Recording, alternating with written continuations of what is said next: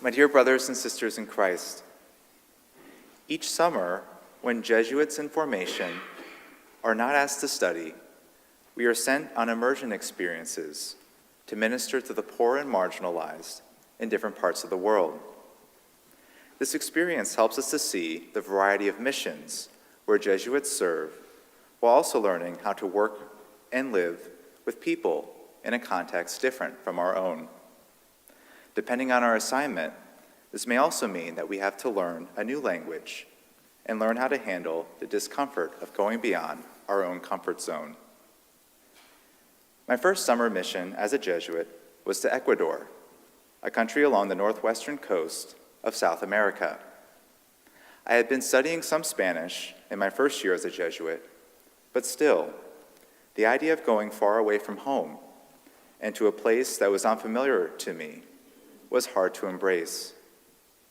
The first few days of the experience were very tough for me. I was exhausted from the long travel and grueling heat. I struggled to speak and listen in a different language, and it was hard to keep up with a busy work schedule at the parishes where I was asked to help. Overall, I was pretty discouraged. It was hard for me to see what possible good could come from this experience. In the room where I stayed that summer was an image of Our Lady of Sorrows, a depiction of our Blessed Mother in tears over the loss of Jesus after his passion and death. One night before going to sleep after a long day, I offered up my stress and sorrows by praying before this image of our Blessed Mother while asking for her help.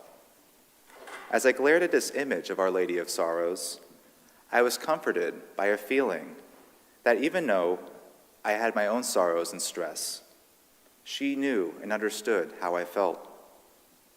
The next morning, I was surprised to wake up with a renewed sense of optimism, energy, and excitement for the day and for the remainder of the trip.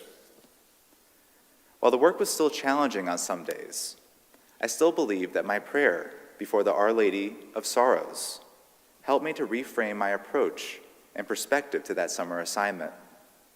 Our Lady of Sorrows helped to free me from my anxieties, just as we hear from Paul calling out to the Corinthians in our second reading. She also helped me to place Christ as my cornerstone or foundation to my experience, so I could embrace even the more challenging days with joy and hope. Placing my trust in Jesus' way, truth, and life helped me to go beyond myself and dive more fully into embracing the friendships that I went on to build while savoring the ways with which I grew from the experience. Whenever we are called to do something that is out of our comfort zone, or when we find ourselves stressed, worried, or doubtful, you and I are reminded in today's gospel to place our entire trust in Jesus, our foundational cornerstone, who is the way, the truth, and the life. While you or I may not be possessed by unclean spirits, as the man in today's gospel, your or my desire to be clean or set free from our own fears and challenges can be similar in how we can come to approach Jesus in our loving prayer. Through our prayers, we can allow Christ to live and shine more fully in our daily lives as we let go of our stresses, our worries, and our doubts.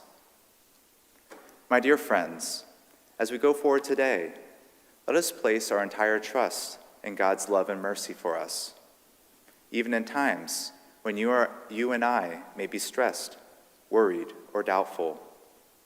Let us also rejoice in having the Blessed Mother to guide us in building upon the foundational cornerstone that is Jesus, so that we may strive to embrace his way, his truth, and his life.